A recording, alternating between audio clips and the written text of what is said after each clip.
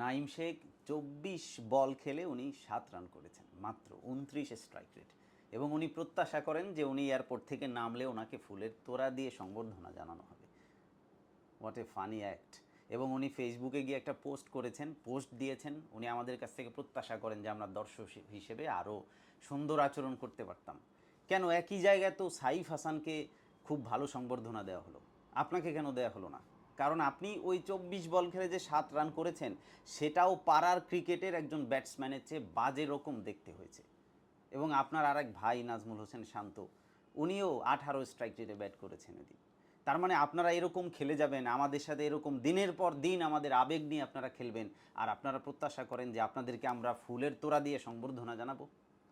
আপনাদের তো কিসমত ভালো যে আমাদের মতো কিছু পাগলাটে দর্শক ওখানে ছিল না, তাহলে হয়তো আপনাদের পরিণতি আরও খারাপ হতো। আমরা কী জন্য আপনাদের ভালোবাসি?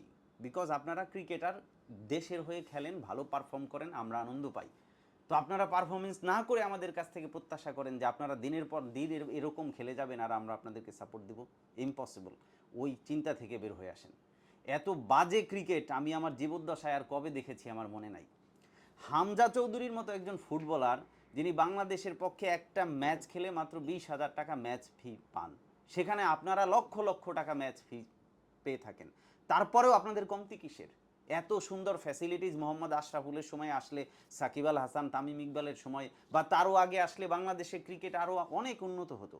আপনারা এত সুন্দর ফ্যাসিলিটি পেয়েছেন, মানুষের ভালোবাসা পেয়েছেন, দর্শকদের সমর্থন পেয়েছেন, তারপরও আপনারা এত বাজে পারফরমেন্স।